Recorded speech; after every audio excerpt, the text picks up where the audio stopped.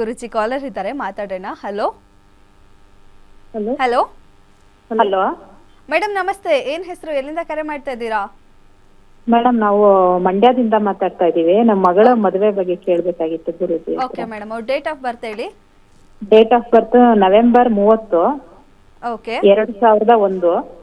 ಹಾ, ಹುಟ್ಟಿದ ಸಮಯ ಹುಟ್ಟಿದ ಸಮಯ ರಾತ್ರಿ 8:40 ಶುಕ್ರವಾರ. ಹುಟ್ಟಿದ ಊರು ಬೆಂಗಳೂರು ಮೇಡಮ್. ಓಕೆ, ಗುರುಜಿ ಇದ್ದಾರೆ, ಮಾತಾಡಿ. ನಮಸ್ಕಾರ. ನಮಸ್ತೆ ಗುರುಜಿ. ನಮಸ್ತೆ ಗುರುಜಿ. ಆಯ್ತಾಯ್ತು, ನೋಡ್ತಾ ಇದ್ದೀನಿ. ವೃಷಭ ರಾಶಿಯಲ್ಲಿ ಹುಟ್ಟಿದ್ದಾರೆ, ರೋಹಿಣಿ ನಕ್ಷತ್ರ.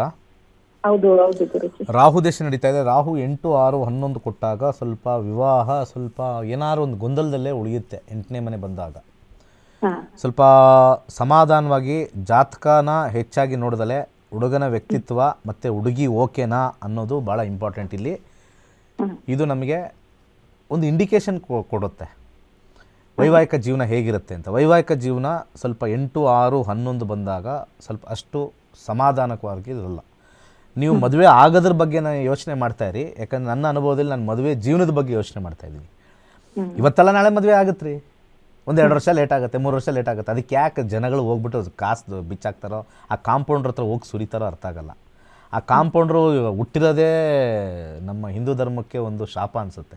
ಆ ಕಾಂಪೌಂಡ್ರುಗಳು ಬರೀ ಹೆದರ್ಸೋದೇ ಆಗೋಯ್ತು. ನಾನು ನೋಡಿದ್ದೀನಿ ತುಂಬ ಜನ ಜ್ಯೋತಿಷದಲ್ಲಿ ಹೆದರ್ಸ್ತಾರೆ. ಹೆದರ್ಸೋದು ಅದನ್ನು ಗುರುಗಳಂತ ನೀವು ಕರಿತೀರಾ, ನಂಗೆ ಅರ್ಥ ಆಗಲ್ಲ.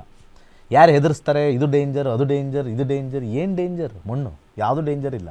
ಸ್ಪೀಡಾಗಿ ಒಂದು ಬೈಕ್ನ ಓಡಿಸೋದು ಡೇಂಜರು, ಸ್ಪೀಡಾಗಿ ಕಾರ್ ಓಡಿಸೋದು ಡೇಂಜರು. ಏನೂ ಗೊತ್ತಿಲ್ಲದಂಗೆ ಏನೂ ಆಲೋಚನೆ ಮಾಡ್ದಲೇ ಜೋರಾಗಿ ನಡ್ಕೊಂಡು ಹೋಗೋದು ಅಥವಾ ಓಡೋಗೋದು ಡೇಂಜರು. ಅಷ್ಟು ಬಿಟ್ಟರೆ ಜೀವನದಲ್ಲಿ ಯಾವುದೂ ಡೇಂಜರ್ ಇಲ್ಲ. ಈ ಡೇಂಜರ್ ಅನ್ನೋ ಪದಕ್ಕೆ ಜನ ತಪ್ಪು ಅರ್ಥೈಸ್ಕೊಂಡಿದ್ದಾರೆ. ಡೇಂಜರ್ ಅಂದಿದ ತಕ್ಷಣ ಏನು ಮೇಲಿಂದ ಏನಾದ್ರು ಬೆಂಕಿ ಬೀಳುತ್ತಾ ಅಥವಾ ಇದು ಭೂಮಿ ಬಿರುಕು ಬಿಡುತ್ತಾ? ಏನು ಇಂಥ ತಾರೀಕು ಹುಟ್ಟಿದವ್ರು ಡೇಂಜರ್ ಅಂತೆ, ಅಂಥ ತಾರೀಕು ಹುಟ್ಟಿದವ್ರು ಡೇಂಜರ್ ಅಂತೆ? 140 ಕೋಟಿ ಜನಸಂಖ್ಯೆ ಇರ್ತಕ್ಕಂಥವ್ರು 9 ನಂಬರಲ್ಲಿ ಡಿವೈಡ್ ಮಾಡಿದ್ರೆ ಹೆಚ್ಚು ಕಮ್ಮಿ ನಮಗೆ 15 ಕೋಟಿ ಜನ ಬರ್ತಾರೆ. 15 ಕೋಟಿನೂ ಡೇಂಜರ್ ಅಂದರೆ ಎರಡು ಸ್ಟೇಟ್. ಇಲ್ಲಿ ಇಂಡಿವಿಜುವಲಾಗಿ ನಾವು ಹೋಗಬೇಕು. ಡೇಟ್ ಆಫ್ ಬರ್ತ್ ಅನ್ನೋದು ಬರೀ ಸುಳ್ಳು. ಎಂಟೈರ್ ಕರ್ನಾಟಕದಲ್ಲಿ ಒಂದು 30% ಪಾಪ್ಯುಲೇಷನ್ನು ಈ ಹುಚ್ಚು ರೇಸಲ್ಲಿದ್ದಾರೆ ನ್ಯೂಮರಾಲಜಿ ಮೇಲೆ. ನ್ಯೂಮರಾಲಜಿ ಯಾರಾದರೂ ಹೋಗಿದ್ದಾರೆ ಅಂದರೆ ನಾನು ಹೇಳ್ತೀನಿ, ನಿಮ್ಗೆ ತಲೆಕೆಟ್ಟಿದೆ, ಪಕ್ಕಾ ತಲೆಕೆಟ್ಟಿದೆ. ಎಲ್ಲ ಡೇಟಲ್ಲೂ ಇರೋರು ಒಳ್ಳೆಯವರಿದ್ದಾರೆ, ಎಲ್ಲ ಡೇಟಲ್ಲಿರೋರು ಕೆಟ್ಟವರಿದ್ದಾರೆ. ಎಲ್ಲ ಡೇಟವ್ರಿಗೂ ಒಳ್ಳೆಯದು ಆಗ್ತಾಯಿದೆ, ಎಲ್ಲ ಡೇಟವ್ರಿಗೂ ಕೆಟ್ಟದ್ದು ಆಗ್ತಾಯಿದೆ. ಎಲ್ಲ ಡೇಟವ್ರಿಗೂ ಸಾಮಾನ್ಯವಾಗಿ ಏನೂ ಕೆಟ್ಟದಾಗ್ತಾಯಿಲ್ಲ, ಏನೂ ಒಳ್ಳೇದಾಗ್ತಾಯಿಲ್ಲ, ನ್ಯೂಟ್ರಲ್ಲೂ ಇದೆ. ಒಂದೇ ಡೇಟ್ ತಗೊಳ್ಳಿ ನೀವು ಬೇಕಾದ್ರೆ. ಎಕ್ಸಾಂಪಲ್ ಒಳಗಡೆ ಇದೆಯಲ್ಲ, ಈಗ 2ನೇ ತಾರೀಕು ಹುಟ್ಟಿರ್ತಾರಲ್ಲ, 2ನೇ ತಾರೀಕು ಹುಟ್ಟಿರೋರು ಸೇಮ್ ಏಜ್ ಇರುತ್ತೆ ಅಂದ್ಕೊಳ್ಳಿ. 2, 11, 29 ಸೇಮ್ ಡೇಟ್ ಇದೆ ಅಂದ್ಕೊಳ್ಳೋಣ. ಅವ್ರದ್ದೆಲ್ಲ ಜಾತಕ ವಿಭಿನ್ನವಾಗಿರುತ್ತೆ. ಸೇಮ್ ಏಜ್, ಅವನಿಗೂ 25, ಇವನಿಗೂ 25. ಒಬ್ಬ 2ನೇ ತಾರೀಕಲ್ಲಿ ಹುಟ್ಟಿರೋನು ಕೆಲಸದಲ್ಲಿ ಇರ್ತಾನೆ, ಇನ್ನು 2ನೇ ತಾರೀಕು ಹುಟ್ಟಿರೋನು ಅವನೇನೋ ಕೆಲಸ ಸಿಕ್ಕಿಲ್ಲ ಅಂತ ಅಲ್ದಾಡ್ತಾ ಇರ್ತಾನೆ. ಇನ್ನು 2ನೇ ತಾರೀಕು ಹುಟ್ಟಿರೋರು ಏನೋ ಮನೇಲಿ ಗಲಾಟೆ ಬಡದಾಟದಲ್ಲಿರ್ತಾನೆ. ಇನ್ನು 2ನೇ ತಾರೀಕಲ್ಲಿ ಹುಟ್ಟಿರ್ತಕ್ಕಂಥವ್ನು ಯಾವನೋ ಕುಡಿತಾ, ಬೆಳಿಗ್ಗೆ ಎದ್ದ ತಕ್ಷಣ ಕುಡಿತಾ ಸಾಯ್ತಾ ಇರ್ತಾನೆ. ಎಲ್ಲ 2ನೇ ತಾರೀಕು ಅವರೇ.